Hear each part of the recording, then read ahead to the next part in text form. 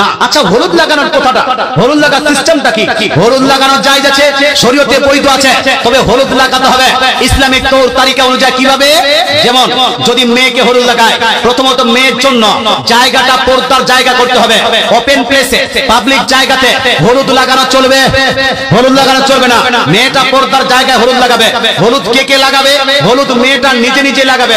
মেয়েটাকে হলুদ পিষে দিবে, মেয়েটা নিজে নিজে নিজের গায়ে হলুদ লাগিয়ে দিবে। This is permissible, this is জায়েজ। এটা হলো আপনার জন্য জায়েজ। মেয়েটা যদি মনে করে যে না একা একা লাগাতে ভালো লাগছে না, একটু হেল্প নিব, তো হেল্প নিতে পারে নিজের মায়ের কাছে। মাকে বললো মা একটু লাগিয়ে দেন, মা লাগাতে পারবে। ফুফু লাগাতে পারবে, ফুফি আপনি বলছে মাসি লাগাতে পারবে। তারপর নিজের ভাই একটু গালে যদি লাগাতে চায় লাগাতে পারবে। নিজের আব্বা একটু লাগাতে চাইলে লাগাতে পারবে। নিজের চাচা, নিজের মামা একটু যদি গালে লাগাতে চায় তাহলে লাগাতে পারবে। নিজের বোন যদি লাগাতে চায় লাগাতে পারবে। নিজের মাসি যদি লাগাতে চায় লাগাতে পারবে। নিজে যদি দাদি এবং নানি লাগাতে চায় পারবে। কিন্তু গ্রামের আপনার ভাবিদেরকে দেখে, গ্রামের ফুফুদেরকে দেখে, গ্রামের দাদিদেরকে দেখে এখানে সেখানে যেখানে সেখানে হাত লাগিয়ে হলুদ লাগাবে, দিস ইজ নট পারমিসিবল। এটা জায়েজ হবে? হবে হবে বেহায়ার মতো লাগা। বেহায়া বুঝেন আপনারা?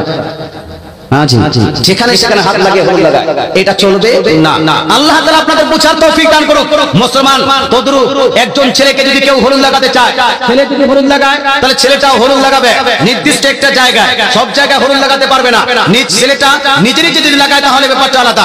নিজে নিজে লাগাবে, এটা জায়েজ। নিজের বাবাকে যদি বলে যে আব্বা জান একটু গালে হলুদ লাগিয়ে দেন, আব্বার জান নিজের ছেলের গালে হলুদ লাগাতে পারবে। নিজের বোন যদি লাগাতে চায় গালে অথবা হাতে লাগাতে পারবে। নিজের ভাই যদি লাগাতে চায় পারবে। নিজের মাসি, নিজের ফুফু, নিজের আপনার নানি, নিজের দাদি, নিজের মামা, নিজের আপনার চাচা, নিজের দাদা, নিজের নানা, এরা লাগাতে পারবে। কিন্তু গ্রামের ভাবিদেরকে ডেকে এই আপনার বডিতে হলুদ লাগাবে চলবে? চলবে? গ্রামের দাদিদেরকে হলুদ লাগানো চলবে? গ্রামের আপনার ফুফুরা এসে হলুদ লাগাবে, গ্রামের আপনার ওই ভাবিরা এসে হলুদ লাগাবে, বডিতে হলুদ লাগাচ্ছে আর কমেন্ট করছে কি বডি রে তো, একদম হ্যান্ডসাম মুসলমান, এইরকম হলুদ লাগার কথা। আবার মেয়েদেরকে দেখা যায় ওই এক্স বয়ফ্রেন্ড আর ছেলেরা এক্স গার্লফ্রেন্ড কেও দাওয়াত দিয়ে হলুদ লাগিয়ে নেয়। এটাও হলো হারাম হারাম হারাম। মুসলমান ছেলেরা আপনার ওই স্কুল কলেজ ইউনিভার্সিটির যেই বান্ধবীরা আছে তাদেরকে ডেকে হলুদ লাগাতে পারবে না। বিয়েতে দেখা যায় বর্তমান সময় একজন মানুষ গোটা জীবন যত হারাম করে না, নিজের বিয়েতে তার থেকে বেশি হারাম করে। হয় না? বিয়েতেই টানাটানি হয়।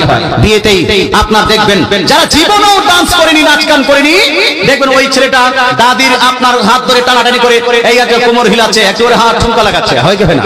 এদিকে হয় না, এদিকে ভালো মানুষ, সব ভালো মানুষ, একদম পাক সাফ, এখানে মনে হচ্ছে আসমান থেকে নাজিল হলো। কথা বুঝতে পারছেন? কিন্তু আমাদের দেশে মুসলমান বিয়ের বাহানাতে দাদিরাও একটু করে ঠুমকা লাগায়, নানিরাও একটু করে কোমর হিলায়, আপনার ফুপুর বেটি আর মাসির বেটিরাও এসে হাই টানাটানি করে ডান্স করতে শুরু করে দেয়। এই সমস্ত কাজ যদি বিয়ের সময় করেন, বিয়েতে বরকত হবে না, বিয়েতে রহমত হবে না, বিয়েতে আল্লাহর কৃপা হবে না। যদি বিয়েতে কৃপা না হয় আপনার সন্তান ভালো হবে না। আপনার সন্তান সন্ততি যদি ভালো না হয় আপনার পরিবার আদর্শবান পরিবার হবে না। আপনি যদি সঠিকভাবে বিয়ের সময় ইসলামিক তৌর তারিকা, নিয়ম নীতি রীতি অনুযায়ী আপনি বিবাহটা না করেন তাহলে আপনার পরিবার ইসলামিক পরিবার হতে পারে না।